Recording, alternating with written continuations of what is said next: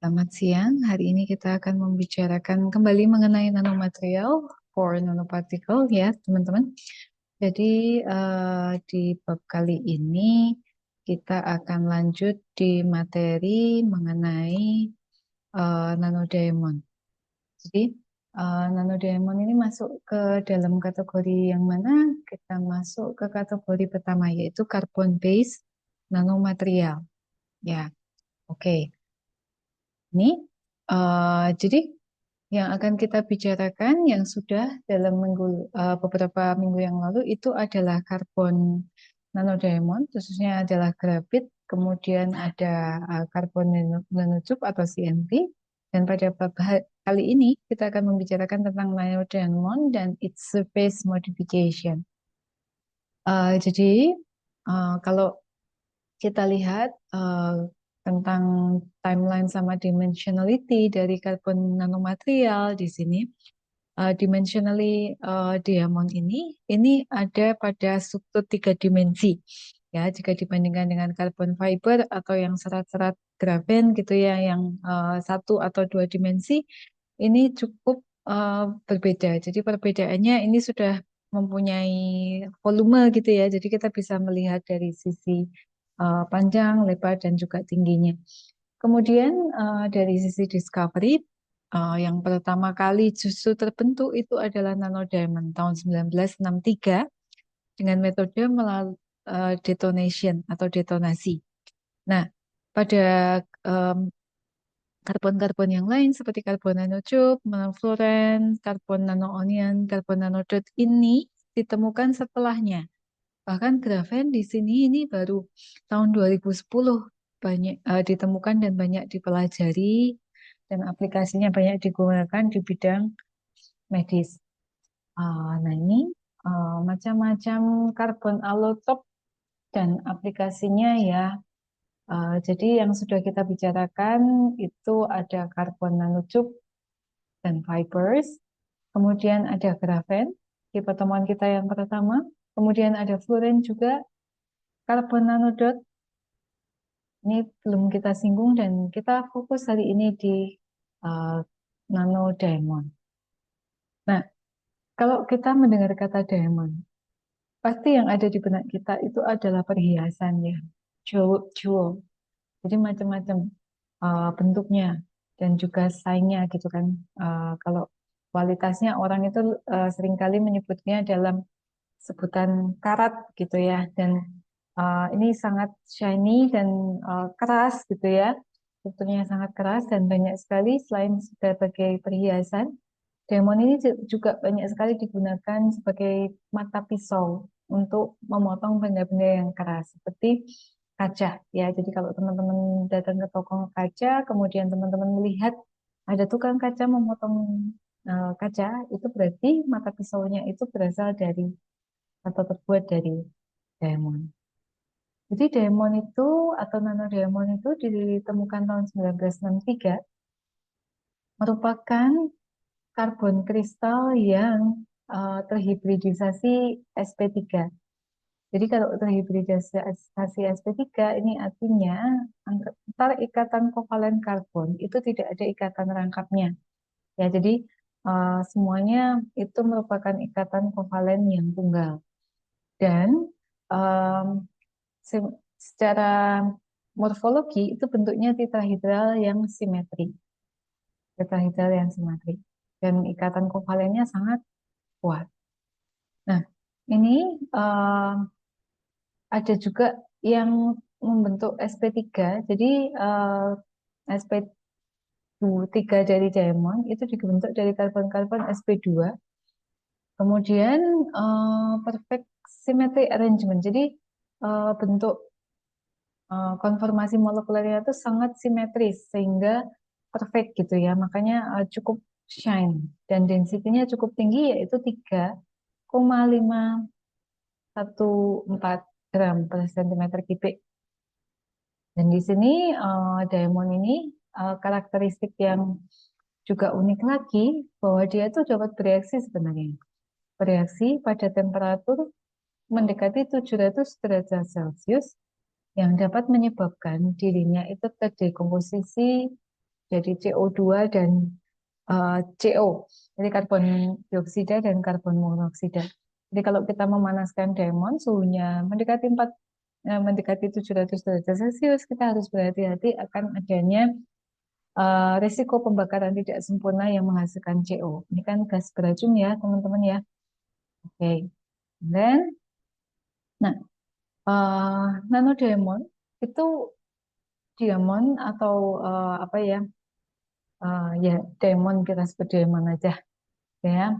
Eh, ada dua macam morfologi. Ada yang morfologinya tuh nano, dan ada yang morfologinya tuh ultra nano. Jadi kalau ini ada suatu substrat ini jadi kayak permukaan yang halus gitu ya teman-teman. Biasanya ini ada permukaan gelas gitu. Kemudian saya sebar dua macam nanodiamond saya. Satu nanodiamond saja, yang satu ultra nanodiamond kristalin. Maka kita bisa membedakan morfologinya. Jadi yang nanodiamond ini dia lebih besar. Kemudian kalau yang ultra diamond ini lebih kecil. Dan di sini ada seed. Seed ini maksudnya apa? Seed ini jadi kayak molekul kalau di bahasa kimia organik itu starting materialnya. Jadi dia terbuat dari apa? Ya, jadi dia itu adalah kayak starting materialnya, kemudian ada treatment dari luar, kemudian nanodiamond ini bisa tumbuh di atas seed yang ada permukaannya flat. Kemudian, nah, diamond itu sebenarnya apanya grafit? Kita sudah membicarakan grafit di pertemuan pertama ya. Jadi grafit itu, kalau kita mau lihat grafit, itu sebenarnya kalau pensil kita, yang bagian dalam pensil kita, itu namanya grafit ya, karbon. Jadi di dalamnya itu adalah karbon-karbon yang ikatannya sp2. Jadi kalau eh, kita lihat sp2, itu chain-nya ada ikatan tangkapnya. Dan di sini antar molekulnya itu ada jaraknya ya. Jaraknya itu 3,35 angstrom, which is lebih lebar. Nah, si grafit ini yang bentukannya coklat, hitam gitu ya. Ketika kita kenai temperatur, maka ini ikatan dari sp2 ini bisa mengalami reduksi menjadi sp3, dan karena treatment yang terus-menerus, ini jarak ikatannya itu menjadi 2,16. Jadi sini si grafit ini dia akan berubah menjadi diamond atau menjadi nano diamond. Ya, kemudian eh, berikutnya, nah apakah diamond itu selalu shine seperti yang ada di toko-toko perhiasan gitu ya Bu? Tidak, ya. Jadi teman-teman kalau membayangkan diamond punya diamond nanopartikel terus nanti larutannya itu shiny gitu tuh ternyata tidak. Jadi tetap nano diamond itu dia itu bentuknya seperti grafit ya teman-teman. Jadi warnanya tuh kayak isi pensil yang diserut gitu ya, yang di dalamnya yang bentuknya yang warnanya hitam diserut. Nah, bentuknya kayak gini. Dan kalau dilarutkan dia jadi hitam, larutan hitam kayak gini atau abu-abu. Dan dia bisa mengendap, ya, mengendap. Kalau sudah terlalu lama tidak ada kita tidak mengaduk atau tidak ada agitasi di situ, maka dia bisa mengendap dan terpisah menjadi dua lapisan. Nah, nanodiamond ini eh, sintesisnya ada 4 macam metode. Ya, sebelum ke apa kegunaannya kita masuk ke sintesisnya. Of course, yang saya ajarkan di sini nanodiamond yang ada perannya dalam dunia kefarmasian ya teman-teman, karena kita farmasi. Nah, nanodiamond ini, jadi dia itu dibagi menjadi 4. Yang pertama dapat disintesis dengan menggunakan metode HPHT.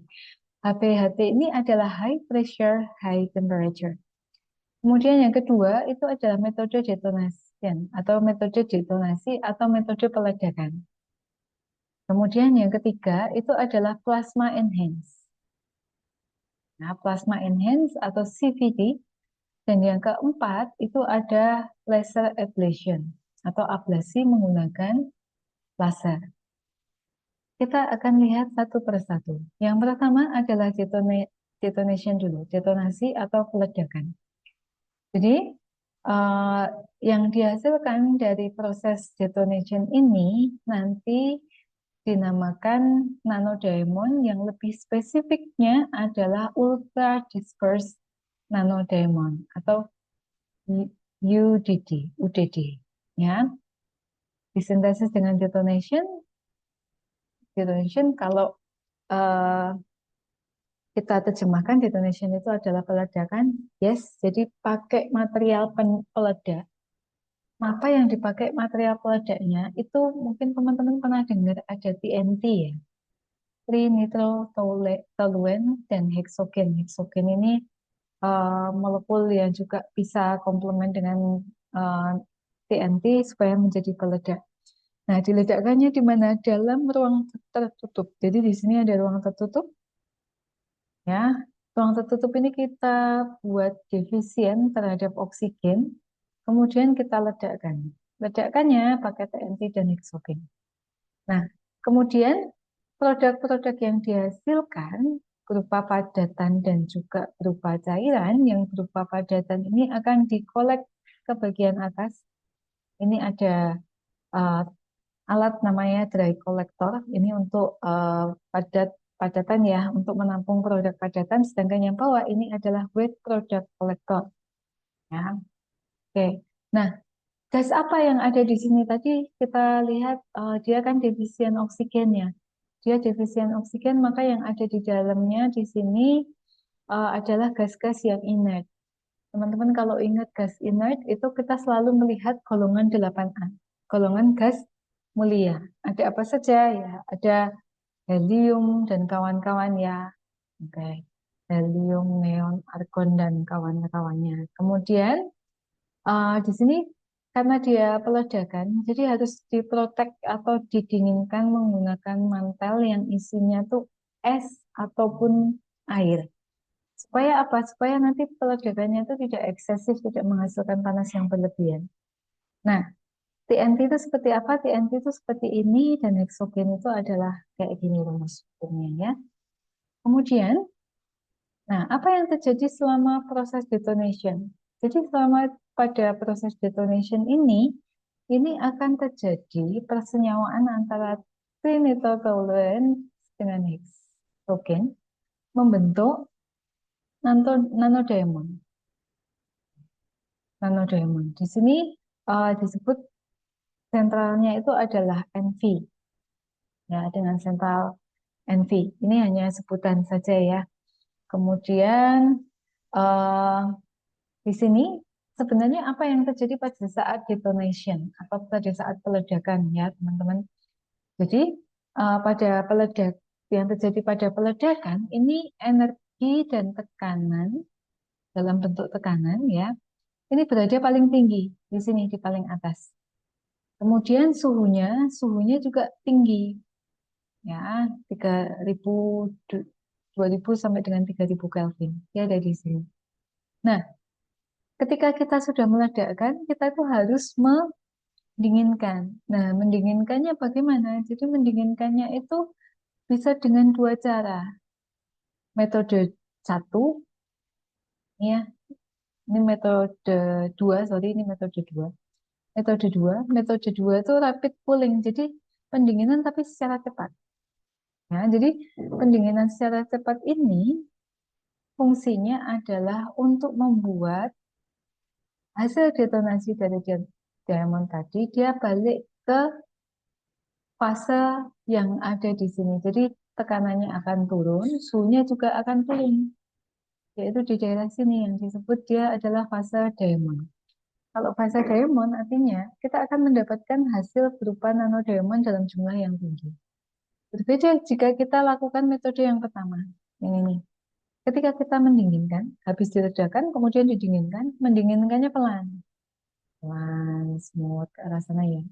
Maka si diamond ini, dia akan masuk ke dalam fase grafit. Ya, fase grafit yang ada di sini.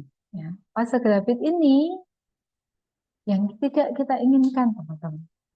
Yang tidak kita inginkan. Jadi, Kalau kita mau habis meledakkan terus kita pengen dapat diamond, maka kita menurunkan suhunya atau pendinginannya harus secara cepat.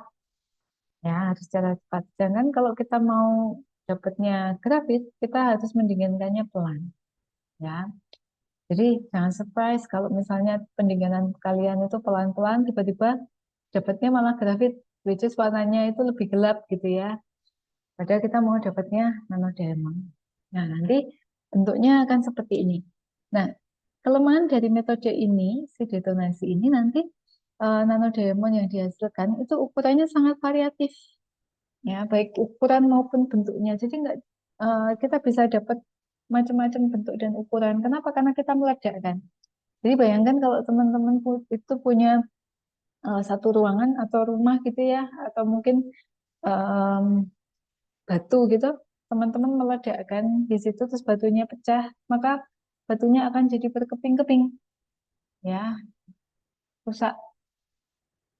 Kemudian yang kedua itu adalah plasma enhanced chemical vapor deposition atau CVD. CVD ini merupakan metode yang paling menarik. Kenapa? Karena kita bisa mengontrol bentuk dari nano diamond.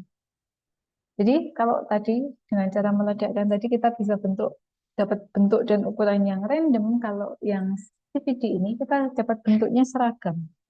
Ya, bentuknya apa? Bentuknya adalah convex polyhedron.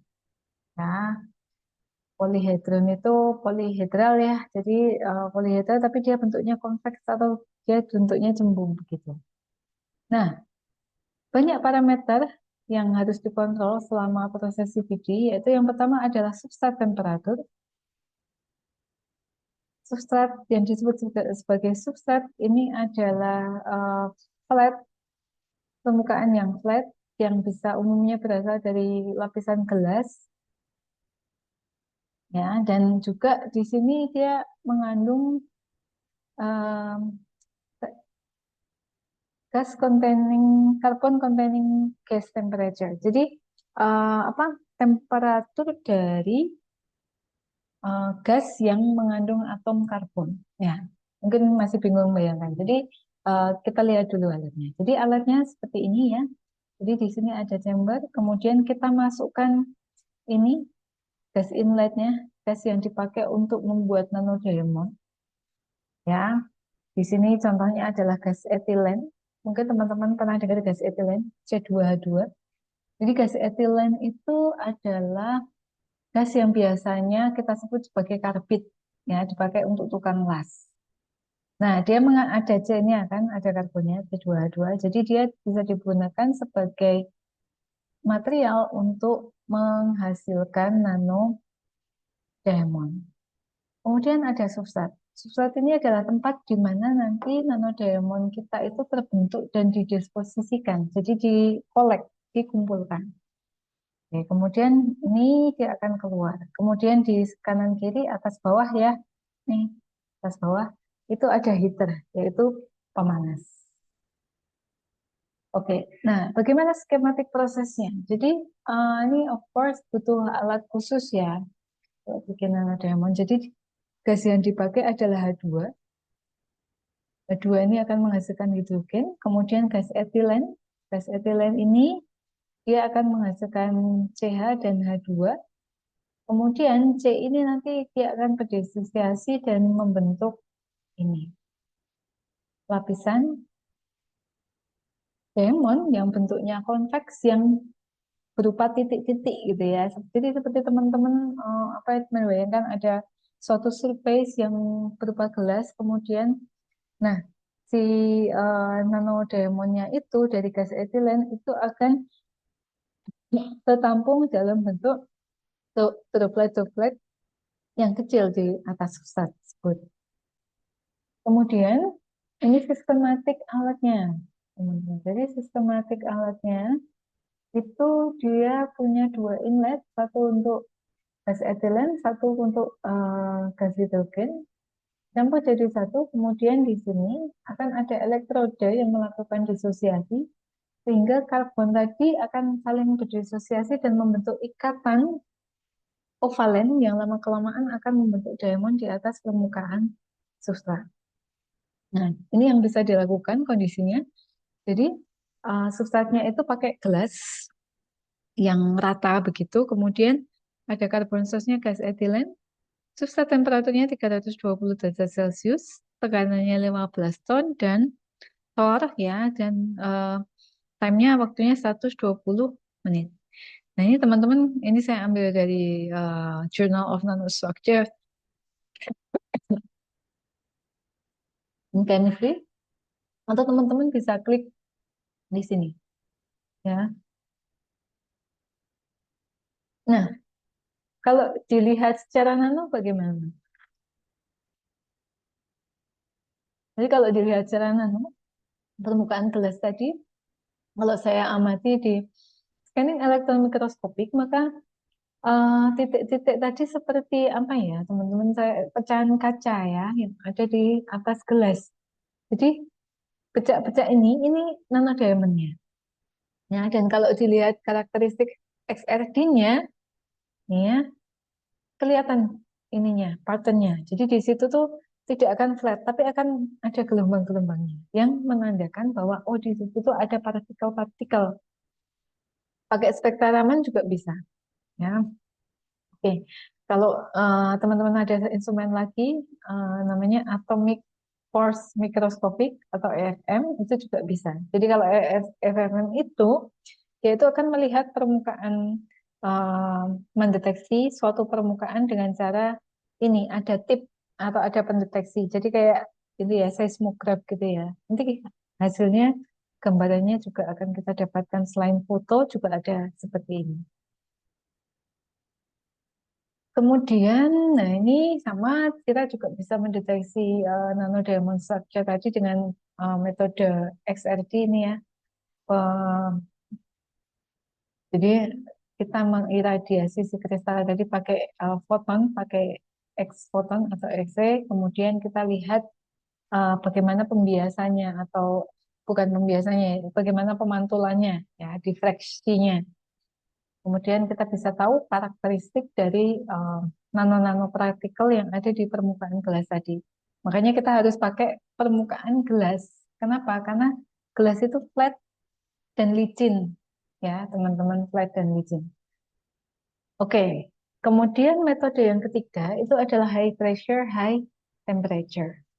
Ya, jadi di sini eh, pakai diamond and fill cell, ini nama alatnya gitu ya. Kemudian di dalamnya ini kita berikan molecular seed, kemudian inisiator dan carbon source. Nanti ada di belakang catatannya apa ini molecular seeder. Jadi dia yang nanti akan kayak sebagai pancingan gitu ya awal di mana dia disintesis si nanodiamondnya itu. Inisiatornya itu ya inisiatornya, kemudian carbon source-nya itu ya molekul yang dipakai untuk sebagai sumber karbon. Ini dikasih tekanannya 3,5 GPa, kemudian 500 derajat Celcius. Kemudian kita dapat nano diamond. Oke, nah ini bicara tentang seeding molekul sama carbon source tadi. Jadi uh, seeding molekul atau molekul pemantik awal gitu ya, molekul pemantik awal itu selalu molekulnya bentuknya yang unik-unik seperti ini teman-teman. Ya supaya nanti namanya saja seeding. Seeding itu kayak kayak cikal bakal gitu ya. Jadi ini pasti konformasinya khusus atau mirip nanodiamond. Contohnya di sini ada mante sama asa ada mante. Ini molekul seednya. Kemudian karbon source-nya di sini ada tetrakosan. Tetrakosan ini hidrokarbon rantai panjang. Dan juga ada reaktif hidrokarbon yang lain. Contohnya di sini heptametil nonan atau tetrakosan sama aja ya. Nih, kemudian dikasih tekanan 10 gigapascal dan temperatur 400 derajat Celcius sama 24 jam, maka dia akan menjadi diamond. Ya, mungkin teman-teman pernah dengar ya, ada teknologi di luar sana, di kalau saya lihat YouTube-nya itu di US ya. Jadi kalau kita ada orang yang kita cintai meninggal begitu, kemudian kita bakar, abunya kita ambil. Nah, abunya itu kita bisa buat diamond. Kita buat apa? Berlian. Nah, saya baru nemu kata-katanya berlian. Ya, kita bisa buat berlian untuk perhiasan dan kita pakai sehari-hari gitu ya. Oke. Jadi caranya gimana ya? Udah karbonnya itu diambil, itu akan berperan sebagai carbon source. Kita taruh di situ ada molekul pemantik awal atau molekul seeding awal, kemudian kita kasih tekanan yang tinggi 400 derajat Celcius selama 24 jam jadilah berlian. Kita bisa pakai untuk perhiasan. Kemudian metode high pressure dan high temperature ini sebenarnya molekul yang dihasilkan besar ya dari nanodiamond. Maka ukurannya tuh bisa sampai ke makro ya teman-teman. Jadi kalau kita mau mengecilkan dalam bentuk mikro, ini tuh bisa di milling atau bisa di grinding atau bisa di crushing, dikecilin ya apa ya, biasanya digerus gitu ya. Oke, jadi nanti dia akan menghasilkan nanodiamond yang lebih seragam kalau kita bisa ngatur ukuran partikelnya. Nanti kalau baca lebih lanjut, ini ya linknya. Kemudian yang keempat itu adalah metode laser ablation. Jadi pada metode laser ablation ini namanya saja laser ablation, berarti kita pakai um, laser, sinar laser untuk menghancurkan suatu substrat yang di sini substratnya itu namanya grafit. Jadi kasih energi tinggi, kasih grafit pellet, kemudian dia akan uh, rusak, hancur menjadi kayak kristal-kristal dan kristal itu adalah nanodiamond. Nah, bagaimana ceritanya? Ceritanya seperti ini. Jadi pakai laser ya, teman-teman. Kemudian di sini ada plasma expansion. Jadi dia kayak sinar lasernya itu sebenarnya. Nah, ini ada molekul substratnya grafit ya. Grafit ini ketika dikasih plasma, maka dia akan mengalami anucleation. Jadi dia itu akan pecah-pecah gitu. Dan pecah-pecahnya itu terkadang membentuk suatu fragmen yang tidak stabil, dan fragmen yang tidak stabil ini bisa saling berikatan satu dengan yang lain dan membentuk nanodiamond.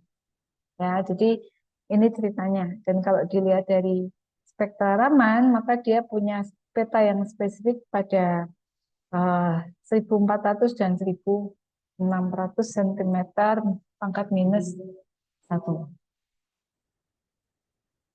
Oke. Ini ya, eh, tadi posisi metode-metode tersebut, ini sumbu Y-nya itu pressure, sumbu X-nya itu temperatur. Ini metodenya, metode plasma itu CVD, metode high pressure, high temperature itu ada di sini. Ini ada 3 fase, ini fase diamond, fase berlian, di sini fase grafit, kemudian ini fase liquid carbon, ini metode detonasi. Jadi ya, detonasi kalau mendinginkan harus cepat. Kalau pelan dia masuk ke grafit. HPHT, HPHT, HPHT atau high pressure high temperature juga bisa di sini. Kalau ini tanpa katalisator, ya cuma ini aja dipanaskan sama dikasih tekanan yang tinggi. Kemudian ini ada komersial sintesis dari nanodiamond. Ya, jadi mereka tuh kalau sebenarnya kalau skala industri ada yang jual ya teman-teman. Ya, jadi tidak usah teman-teman bikin sendiri di lab, mau meledakkan lab gitu ya. Kita juga nggak punya alatnya, no worries. Jadi sudah dijual, ada yang membuat dalam skala besar. Ya, jadi kalau yang ada di komersial mereka membuatnya gimana? Yang pertama bisa dengan static synthesis, ya. Jadi eh, tetap pakai HPHT, high pressure high temperature. Kemudian molekul diamondnya itu dikecilkan.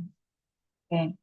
Kemudian yang kedua itu adalah dynamic synthesis. Dynamic synthesis itu eh, pakai peledak ya.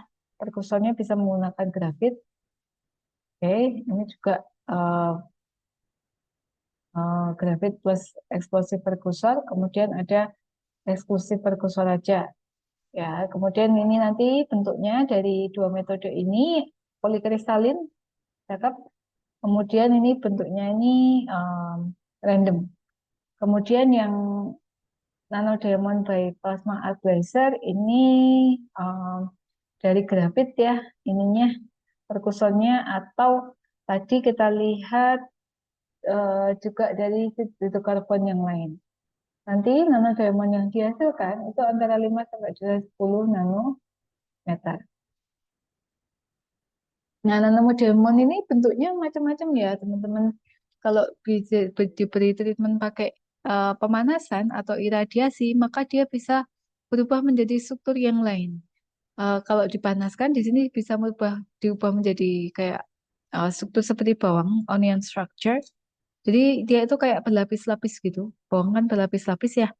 Kemudian dia juga bisa diiradiasi, kemudian lepas ionnya. Jadi di sini ada beberapa karbon yang hibridisasinya sp3, yang sebelah tengah yang ionnya lepas tadi dia hibridisasinya sp2.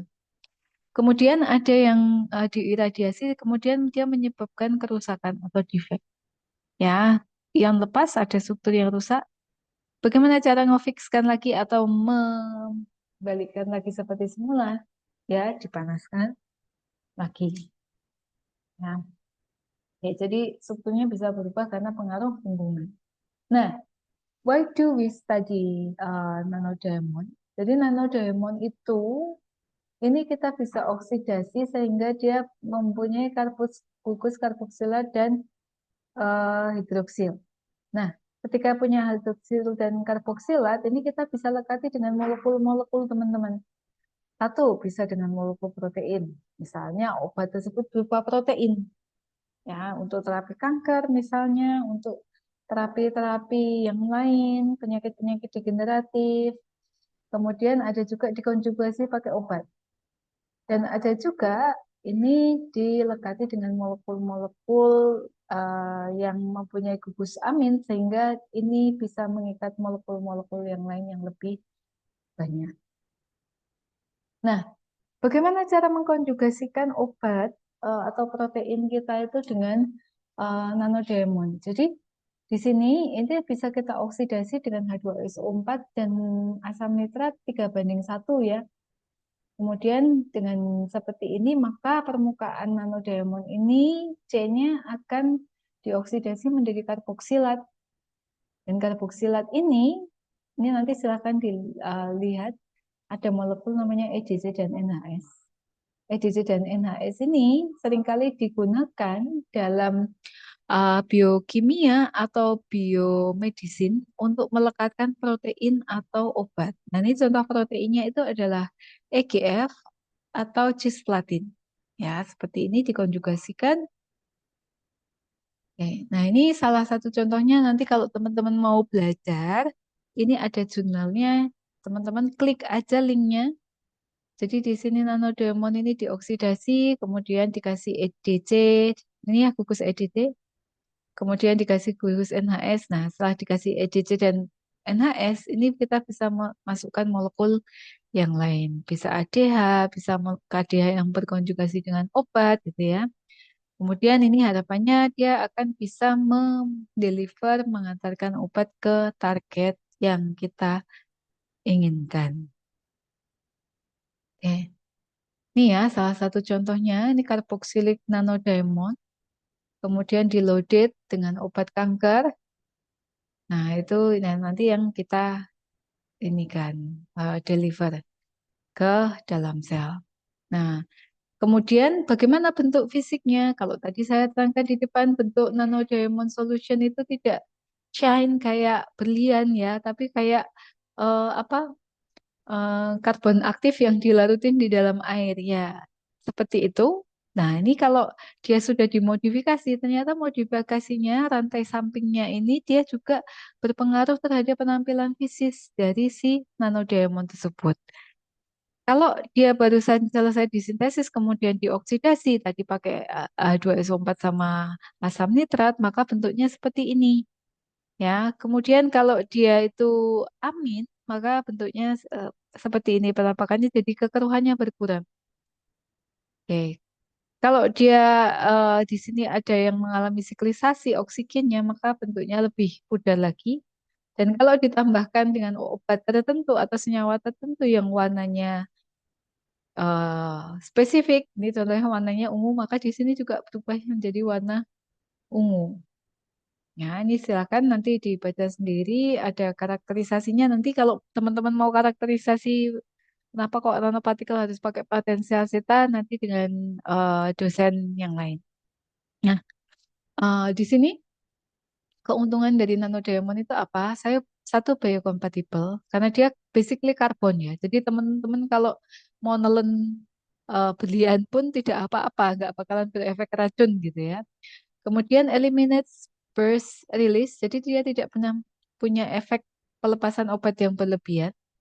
Kemudian yang ketiga itu targeted drug delivery, jadi dia dapat menghantarkan obat secara target, kemudian stabilitas kimianya bagus, tidak mahal, relatif ya, tidak mahal.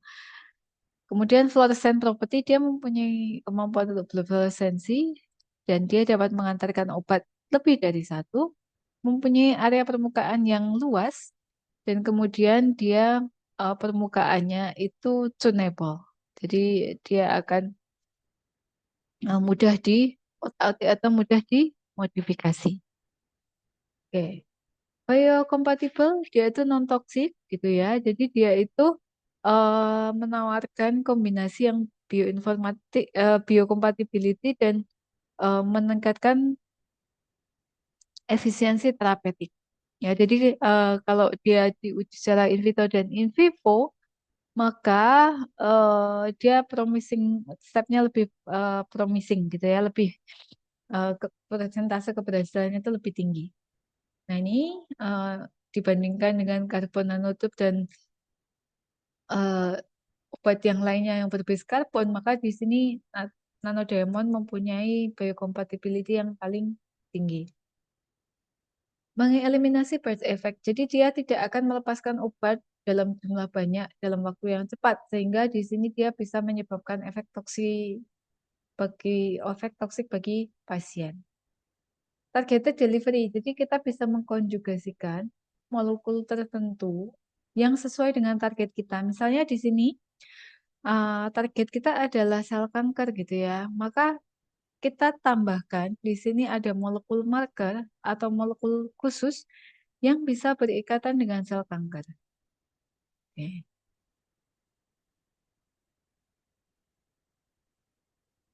Kemudian yang berikutnya adalah chemical stability. Dia tidak degradasi pada lingkungan yang keras, artinya keasamannya, kemudian suhunya gitu yang terlalu panas misalnya gitu ya, dan mungkin em, dia stabil pada lingkungan asam.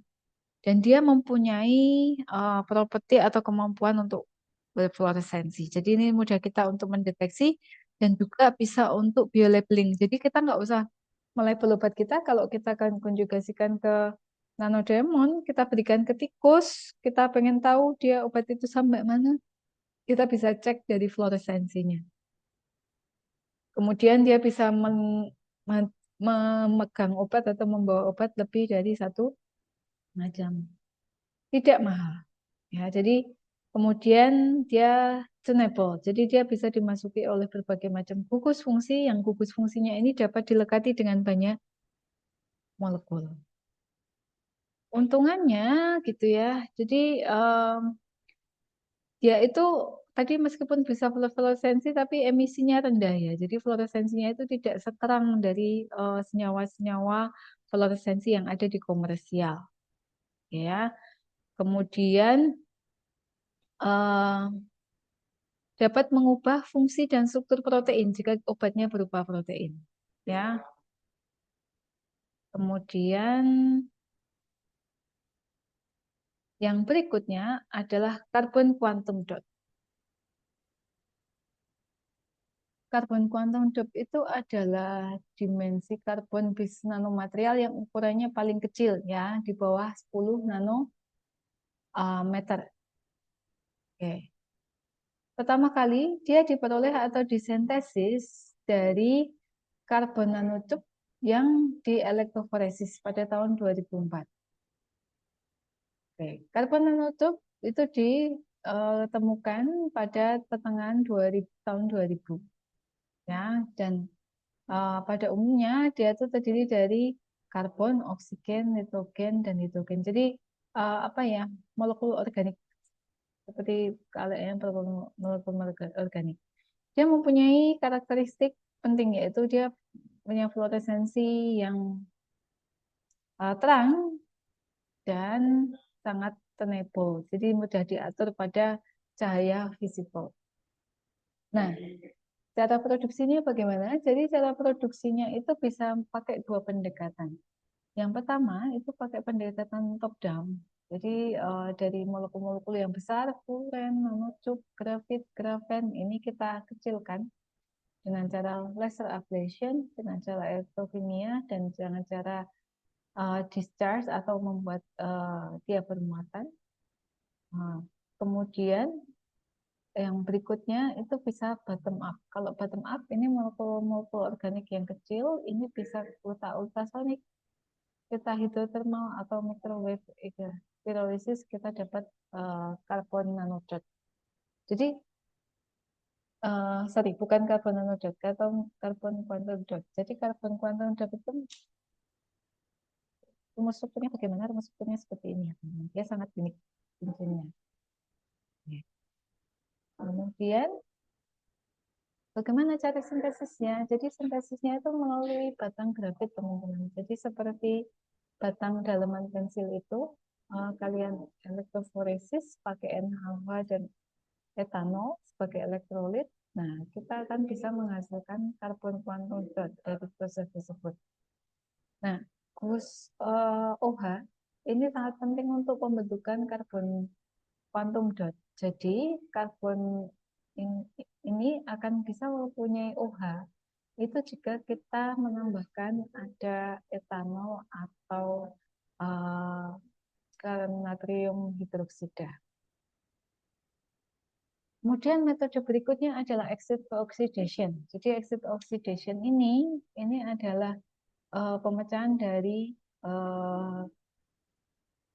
karbon nanotube, single wall atau multiple one, dan grafen dengan menggunakan H2SO4 dan HNO3. Ya, oke, seperti ini. Kemudian berikutnya adalah plasma treatment. Jadi di sini menggunakan partikel grafit, kemudian pakai PIG sebagai solvent. Kemudian kita berikan laser. Nah, di sini akan terjadi ablasi. Nah, ablasinya ini akan membentuk, ablasi itu kayak pemecahan gitu ya, pemberian energi tinggi gitu. Ini dipecah-pecah molekulnya grafit yang ikatan kovalen karbon yang banyak itu. Nah, dia akan lepas. Kemudian di sini maka dia akan menjadi karbon quantum dot. Nah, di sini apa tuh proses adanya reflux ya, reflux.